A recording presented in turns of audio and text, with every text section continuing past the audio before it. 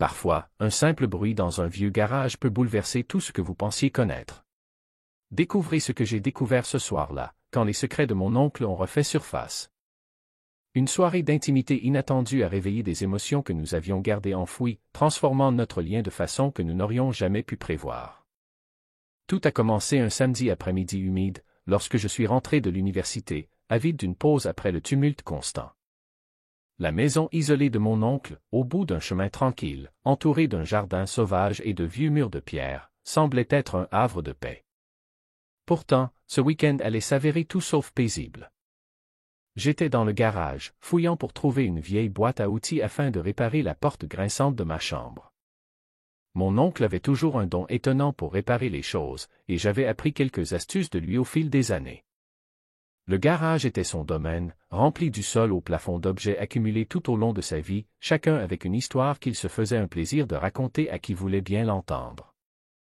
Des cannes à pêche rouillées au vinyle fissuré, c'était un coffre au trésor rempli de fragments de sa vie. Alors que je fouillais dans les boîtes, une odeur familière attira mon attention.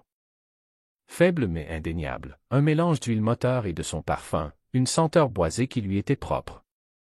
Pour une raison quelconque, cela m'apportait du réconfort, presque un ancrage. Je ne pus m'empêcher de sourire un peu, me sentant redevenir un enfant.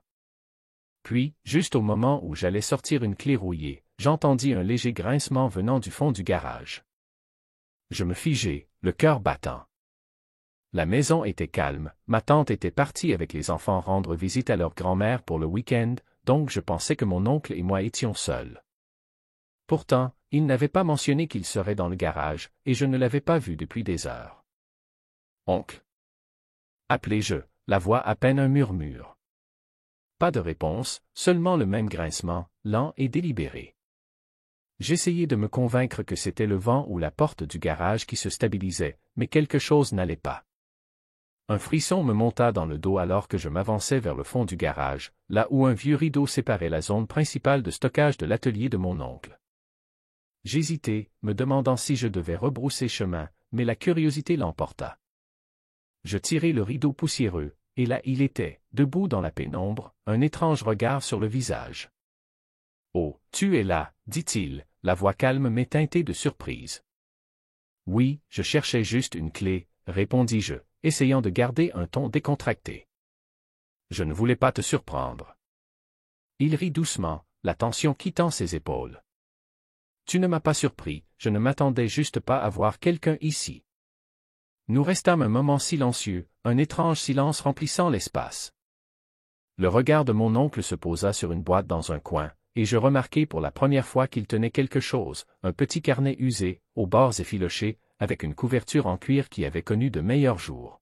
« Qu'est-ce que c'est » demandai-je en hochant la tête vers le carnet.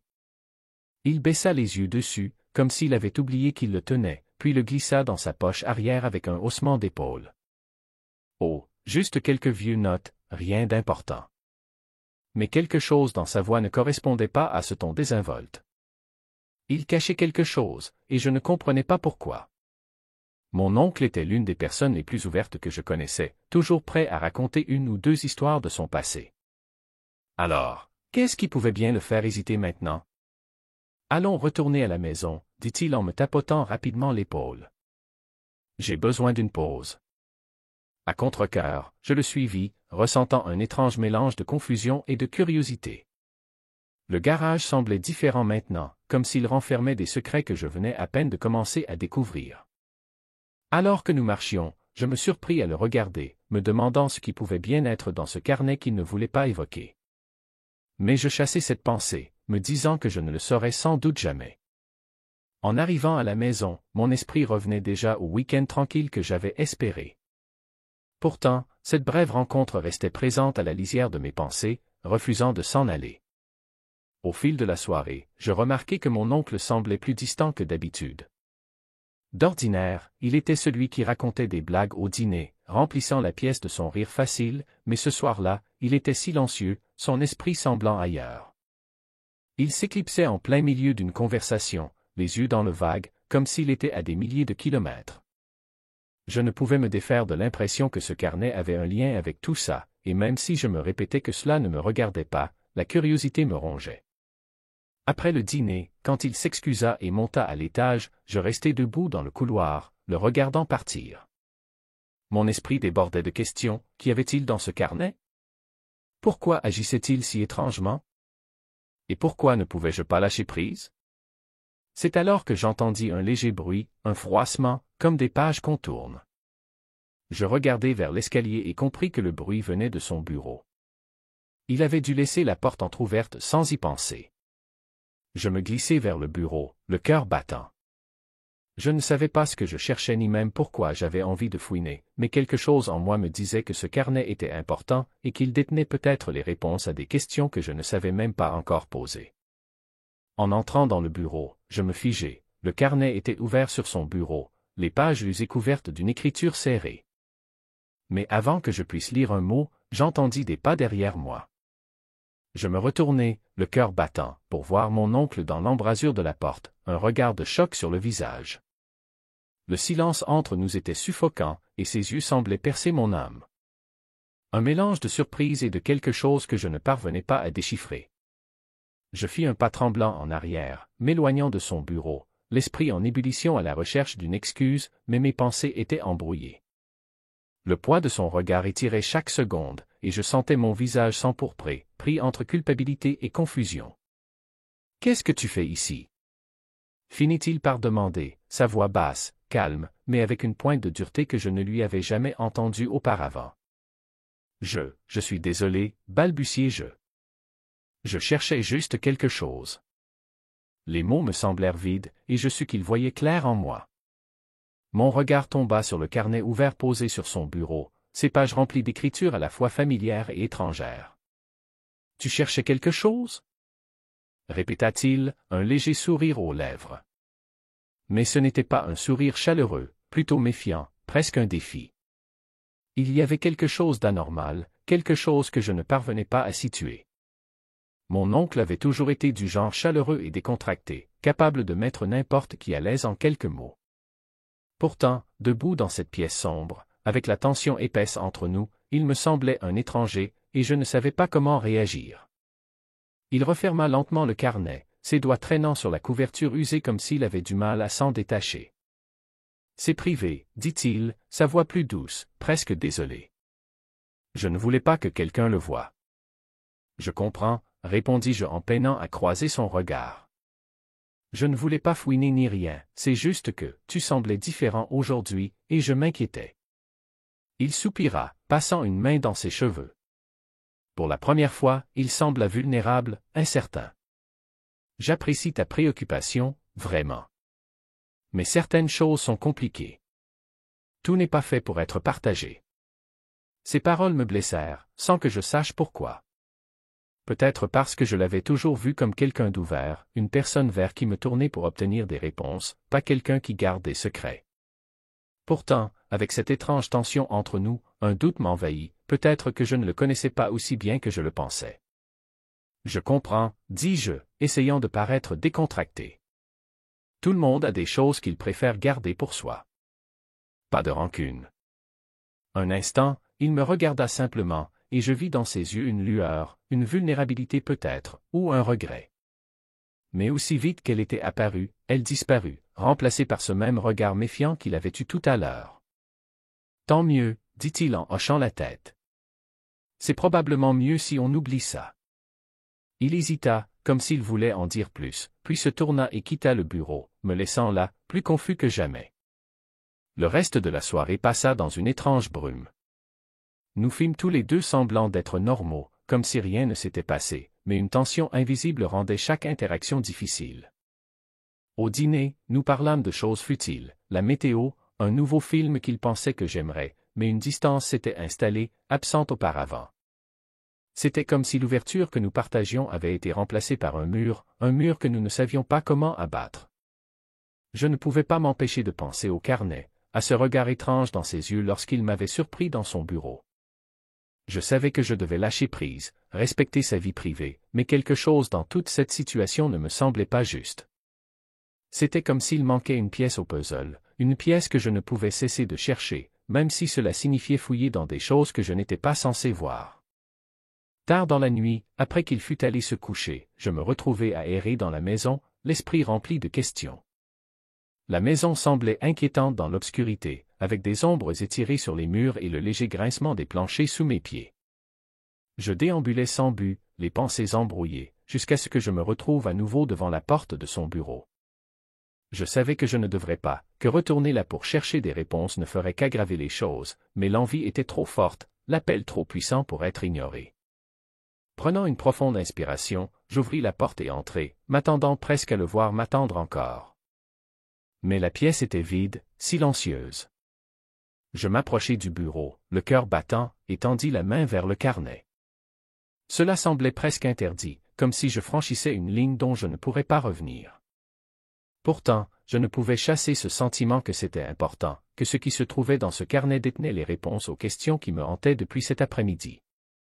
Je l'ouvris, les mains tremblantes, parcourant les pages. Son écriture était soignée, précise, mais il y avait une urgence, un désespoir palpable qui semblait sauter des mots. Les pages étaient un mélange de confessions et de réflexions, des histoires de moments qu'il n'avait jamais partagés avec personne. En lisant, je ressentis un étrange mélange d'émotions, pitié, empathie, confusion. C'était comme si je découvrais un côté de lui que je n'avais jamais connu, un côté brut, sans défense. Puis, j'entendis des pas. En descendant le couloir, mon cœur bondit dans ma gorge. J'eus à peine le temps de refermer le carnet et de le remettre sur le bureau avant qu'il n'apparaisse dans l'embrasure de la porte, son expression indéchiffrable. « Tu es encore là » dit-il d'une voix calme, mais teintée d'une pointe de frustration. J'avalis ma salive, me sentant comme un enfant pris la main dans le sac. Je ne sais pas ce qui m'a pris, balbutiai-je. Je n'arrêtais pas de penser à ça. Il soupira, les épaules affaissées en entrant dans la pièce et en refermant la porte derrière lui. « Tu es trop curieux pour ton propre bien, tu sais. » J'acquiesçai, ressentant un mélange de honte et de curiosité qui me rongeait. « C'est juste, j'ai l'impression qu'il y a quelque chose que tu ne me dis pas. » Il me regarda longuement, son expression s'adoucissant. « Certaines choses sont difficiles à expliquer, murmura-t-il à peine audible. Parfois, les gens gardent des secrets parce qu'ils ne savent pas comment les partager.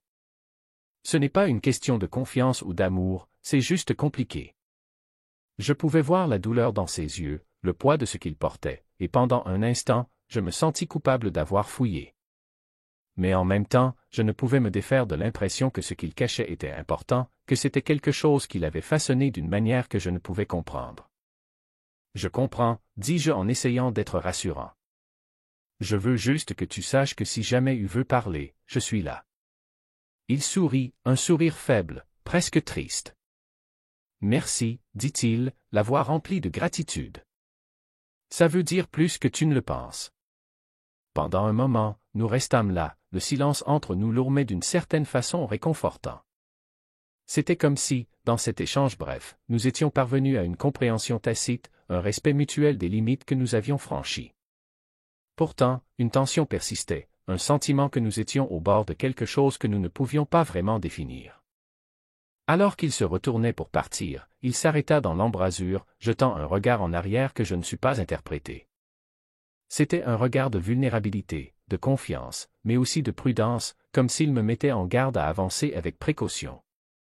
À ce moment-là, je réalisai que, quoi qu'il y ait entre nous, quels que soient les secrets que nous avions découverts, il restait encore tant de choses non dites. Je savais que ce n'était pas fini, que les questions tourbillonnant dans mon esprit ne seraient pas faciles à résoudre. Mais pour l'instant, je ne pouvais que patienter, laisser la tension s'apaiser et espérer qu'avec le temps, la vérité se révélerait. Les jours suivants furent différents, chargés d'une énergie que je ne parvenais pas à définir. Chaque interaction avec mon oncle portait une sous-courant subtile, un sentiment qui n'était pas là avant notre conversation nocturne dans son bureau. Je le surprenais parfois à me regarder quand il pensait que je ne voyais pas, ses yeux mêlant curiosité et autre chose, quelque chose de chaleureux et non exprimé. Un soir, il m'invita à l'accompagner pour une promenade en voiture, une habitude que nous avions souvent quand j'étais plus jeune. Il dit que c'était pour prendre l'air, mais je sentais qu'il y avait plus. Il y avait une excitation discrète dans son ton, comme s'il m'ouvrait une porte sur un monde qu'il avait gardé secret. Le soleil se couchait alors que nous roulions sur les petites routes sinueuses, la lumière dorée baignant les champs d'une douce chaleur. Je ressentais une étrange paix à être là avec lui, un sentiment d'appartenance que je n'avais pas connu depuis longtemps. Le silence entre nous était confortable, seulement ponctué par le doux ronronnement du moteur et le bruissement occasionnel des arbres que nous dépassions. Finalement, il s'arrêta près d'une petite clairière, un endroit que nous avions souvent visité des années auparavant. Il s'appuya contre le capot de la voiture, le regard perdu vers l'horizon. Je le rejoignis, sentant la chaleur du métal sous moi, la proximité entre nous à la fois rassurante et chargée d'une certaine intensité. « Tu te souviens de cet endroit » demanda-t-il d'une voix douce. « Oui, répondis-je en souriant. Tu m'y emmenais tout le temps. Tu disais que c'était à cachette secrète. » Il rit doucement en hochant la tête. « Certaines choses ne changent pas. » Nous restâmes là un moment à regarder le soleil disparaître sous l'horizon, le ciel peint de nuances d'orange et de rose. Je sentais la chaleur émaner de lui, sa présence familière et rassurante, mais il y avait aussi quelque chose de nouveau, quelque chose d'indicible qui flottait entre nous. Après un instant, il se tourna vers moi, son expression plus douce que jamais. « Je veux juste que tu saches que je suis vraiment content que tu sois là. Ça faisait longtemps que je ne m'étais pas senti compris. » Ces mots me touchèrent plus que je ne l'attendais, et je tendis la main pour poser la mienne sur son bras. « Moi aussi, je suis contente d'être là, » dis-je doucement. « Tu m'as manqué, nous ont manqué. » Il baissa les yeux vers ma main, un petit sourire au coin des lèvres. Puis, dans un moment à la fois naturel et irréel, il se pencha, son visage à quelques centimètres du mien. Nous ne pouvions plus nous contrôler. Tout ce qui arriva entre nous semblait inévitable. Nos corps se rapprochèrent, s'enlaçant d'une manière inéluctable. Je sentais son souffle chaud. Calme et stable, avant même que je m'en rende compte, nos lèvres se sont rencontrées dans un baiser doux et tendre. C'était un geste délicat, rempli d'une compréhension muette, une chaleur qui semblait pénétrer chaque fibre de mon être. Pendant un instant, le temps sembla s'arrêter, le monde autour de nous s'estompa, jusqu'à ce qu'il ne reste plus que nous deux, pris dans ce moment fugitif et magnifique. Ce baiser n'était ni précipité ni forcé, mais une expression sincère de la complicité que nous avions construite, une connexion à la fois nouvelle et familière. Quand nous nous sommes finalement éloignés, il me regarda avec un mélange de surprise et d'autre chose, quelque chose de plus profond, de désarmé. « Je ne sais pas ce qui m'a pris, » murmura-t-il, la voix à peine audible. Je souris, ressentant une étrange sensation de calme m'envahir. « Peut-être que c'était censé arriver, » dis-je. Il hocha lentement la tête, comme s'il absorbait le poids de mes mots. « Peut-être, » répéta-t-il, ses yeux cherchant les miens, remplis d'une intensité tranquille qui me laissa sans souffle.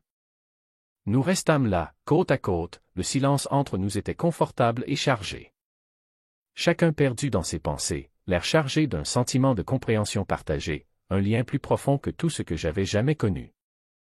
À ce moment-là, c'était comme si nous avions franchi une ligne invisible, une ligne que ni lui ni moi ne pourrions jamais effacer.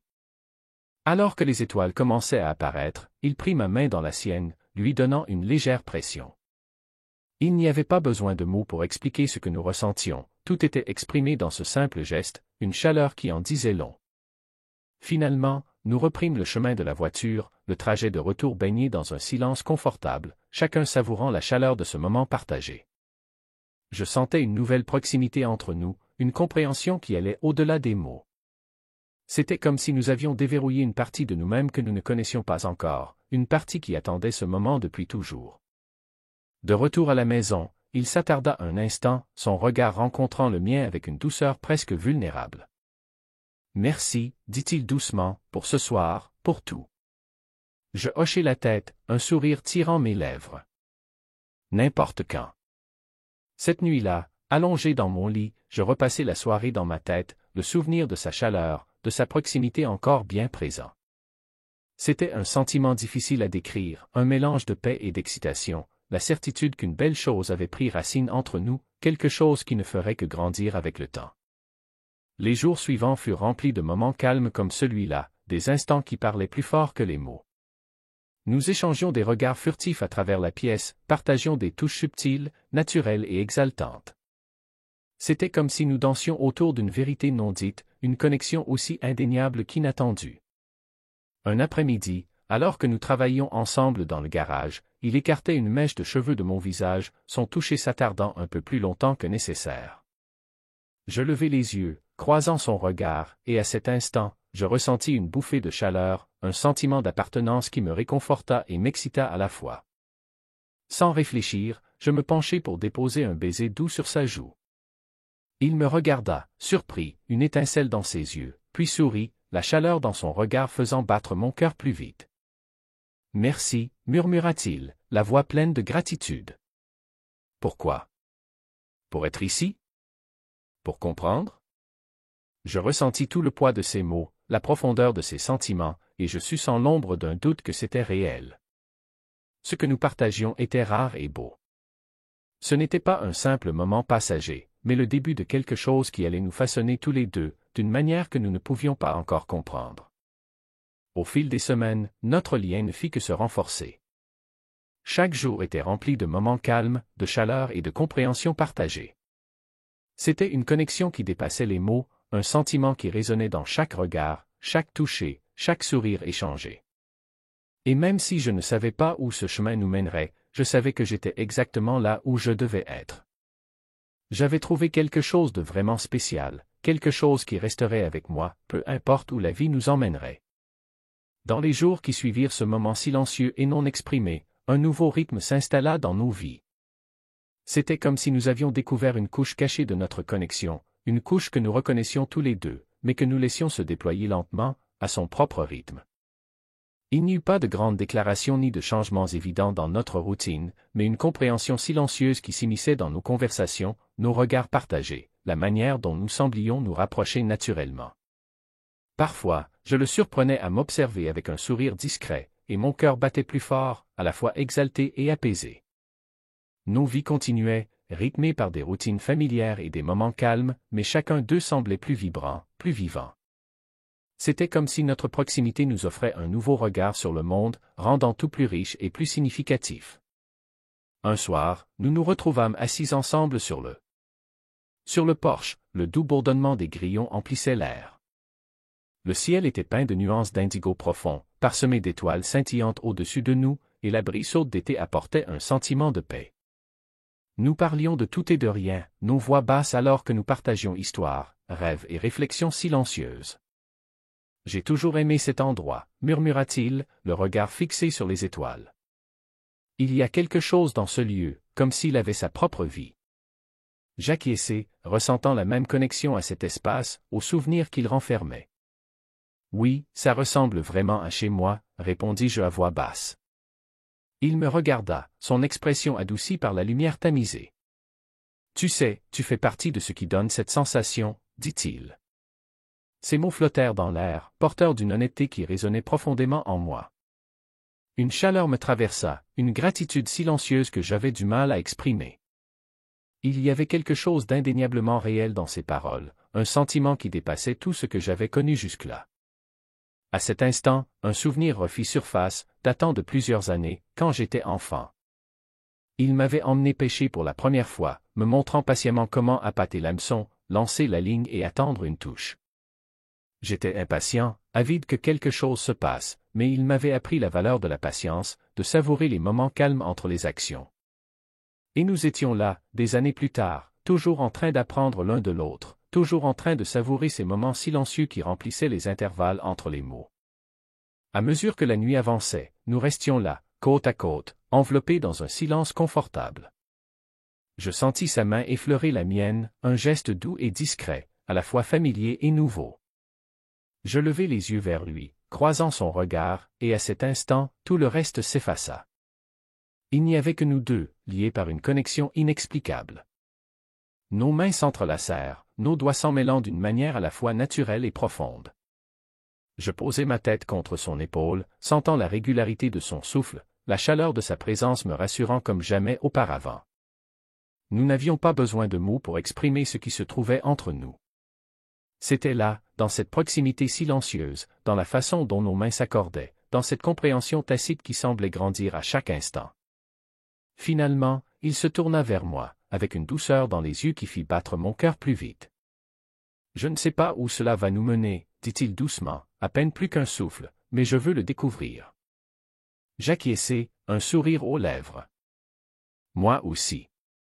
Et sur ces mots, c'était comme si un poids s'était levé, comme si nous avions enfin reconnu le chemin que nous parcourions ensemble. Il n'y avait pas d'urgence, pas besoin de définir ou d'étiqueter ce que nous avions. Il suffisait de laisser les choses se dérouler, de laisser chaque instant être le témoignage de notre lien. Les jours devinrent des semaines, chacune remplie de petits moments calmes qui tissaient la trame de notre vie. Nous faisions de longues balades, explorant les routes sinueuses qui s'étiraient comme des rubans à travers la campagne, partageant rires et histoires. Nous passions les soirées dans la cuisine, cuisinant ensemble, nos gestes synchronisés d'une manière à la fois fluide et authentique. Et dans ces instants, je ressentais un sentiment d'appartenance qui dépassait les mots, une sensation d'être exactement là où je devais être. Un matin, alors que j'étais assis près de la fenêtre, regardant la première lumière de l'aube se déployer dans le ciel, un sentiment de paix s'installa en moi. C'était une paix douce et discrète, née de la certitude que nous avions trouvé quelque chose de rare et de beau, une connexion aussi durable que fragile, enracinée dans les espaces silencieux entre les mots et les gestes. Dans les semaines qui suivirent, nous continuâmes à construire notre vie ensemble, chaque moment étant un témoignage de la profondeur de notre lien corporel. Ce ne fut pas toujours parfait, il y eut des instants d'incertitude, Nous étions pleins de questions, mais nous avons avancé ensemble, trouvant de la force dans la présence de l'autre. Dans le silence, un sentiment tranquille d'appartenance s'est installé entre nous. Chaque moment partagé portait une profondeur qui n'avait pas besoin de mots. Entourés du doux murmure du monde, nous avions l'impression d'avoir découvert quelque chose de rare, une proximité née de la confiance, du réconfort et de la compréhension.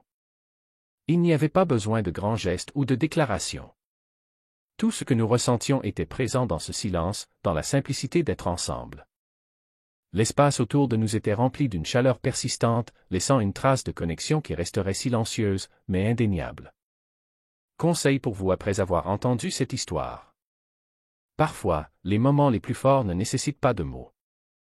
Apprenez à apprécier la puissance du silence partagé, car c'est souvent là que se tisse la véritable connexion entre deux personnes. Ne sous-estimez jamais la force tranquille d'une présence sincère à vos côtés. C'est dans cette simplicité, ce calme, que naissent la confiance, le réconfort et l'appartenance. Prenez le temps de vivre pleinement ces instants, sans chercher à tout expliquer ou justifier. La vraie intimité réside dans l'acceptation mutuelle, dans le respect du moment présent. Enfin, souvenez-vous que la plus belle des relations est celle qui se construit sur l'authenticité, la douceur et la compréhension silencieuse. Cultivez cette connexion précieuse, elle est un trésor rare dans notre monde souvent agité.